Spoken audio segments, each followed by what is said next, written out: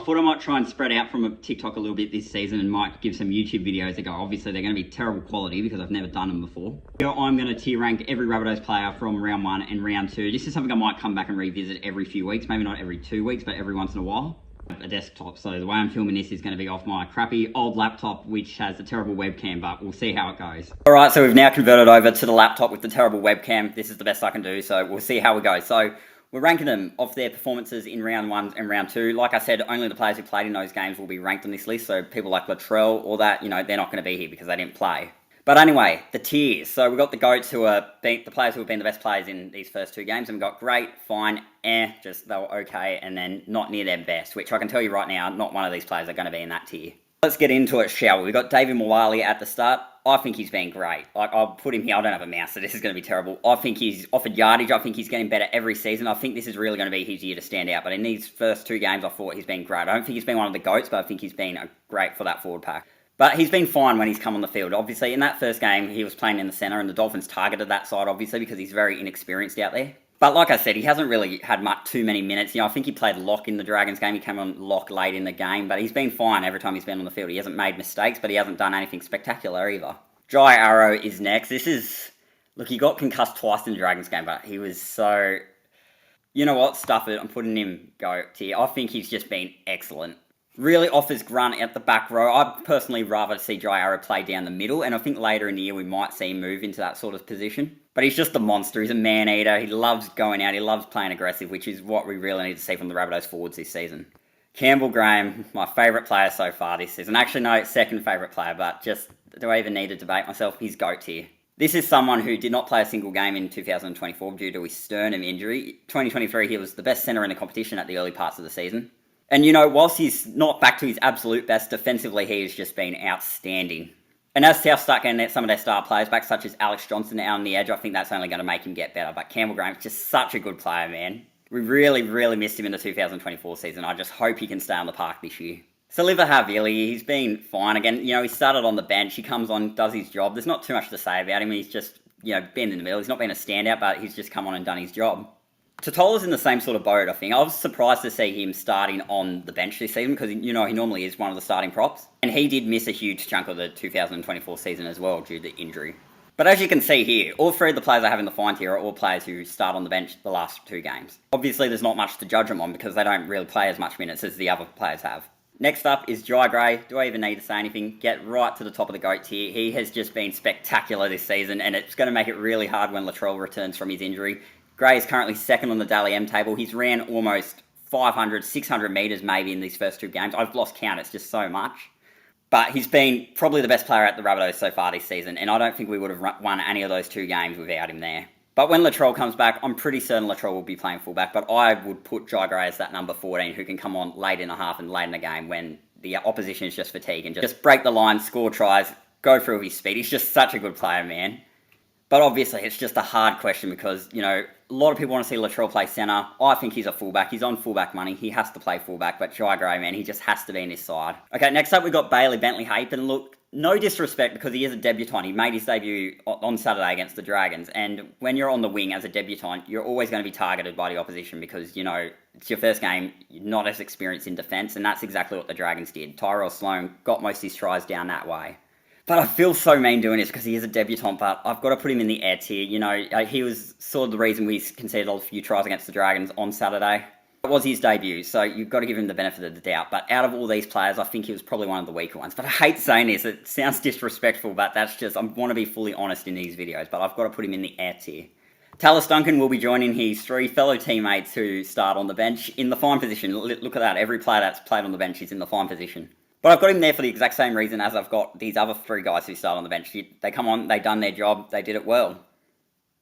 And it's just not too much to judge him on because he's coming off the bench. He's not starting as a side. You don't even notice when they come on sometimes with the bench when you're too focused on the game. He's been fine. He hasn't been terrible, but he hasn't been like a standout sort of player. Cody Walker is going to go in the great tier. I think he is still got a few more levels to go in, and I think as the weeks go on and players come back, he will get better along with that. But, he hasn't had his usual combinations this year. Obviously, Damien Cook's gone now, but, he normally gets balls from Damien Cook from dummy half. Cameron Murray's going to be missing for the vast majority of the season. Murray's always a first receiver to Walker a lot of the time. Walker always combines with Latrell Mitchell, as we all know, on that left side. You know, when Walker gets the ball, Latrell tends to be around. And Alex Johnston, who Cody Walker gets so many try assists to, you know, he's missing all these players that he combines with.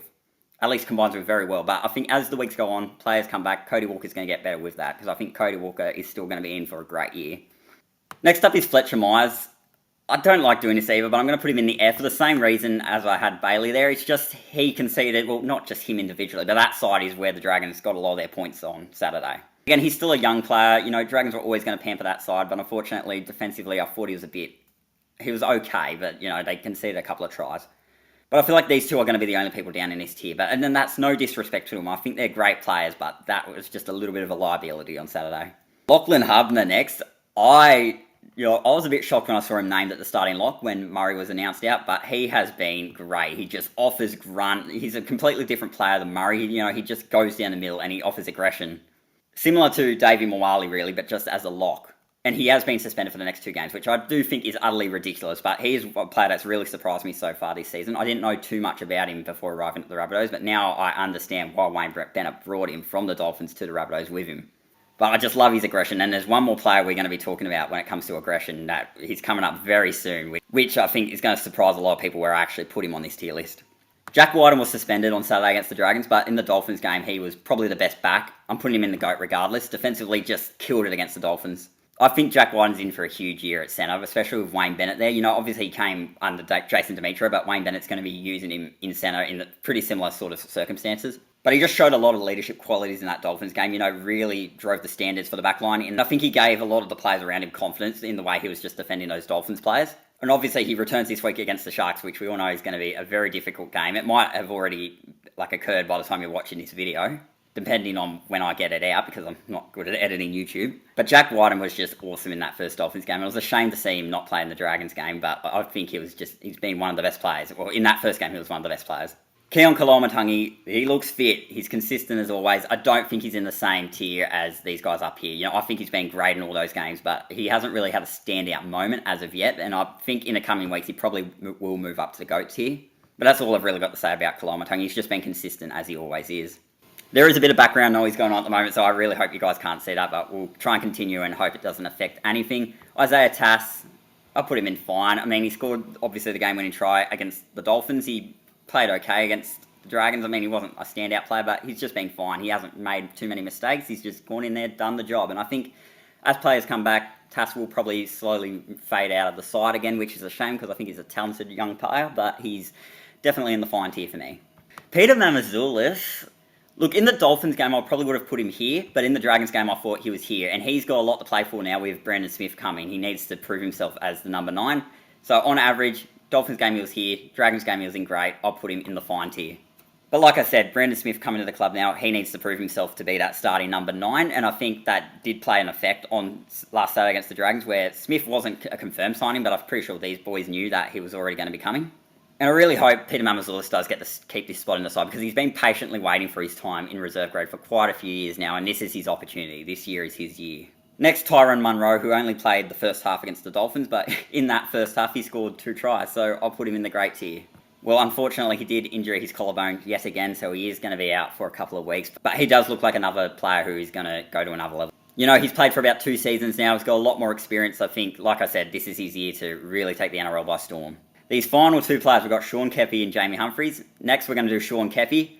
I never thought I'd be saying this, but GOAT tier. I think he's been the best forward this season, and I don't know where it's come from, because I was very disappointed in the way he went last season. I just thought he was just full of errors, and he just seemed pretty lazy. But for whatever reason, in these 2 games, opening 2 games, he has just been outstanding. And with Tom Burgess leaving the club, we needed a forward to step up and take leaderships off the props and just go forward, and Sean Keppie has done that. And he's done it with aggression. I don't think he's made a mistake this year so far, like an error. Like, he scored, obviously, a great try against the Dragons in the dying moments to lock it up. But this might surprise a lot of people, but watching Sean Keppie closely in these first 2 games, I think he's been spectacular. And I hope he can keep it up for the rest of the season. And last, but definitely not least, Jamie Humphries, getting the GOAT tier. He's only on $150,000 at the moment. He'll definitely be upgraded, but just exactly what we needed.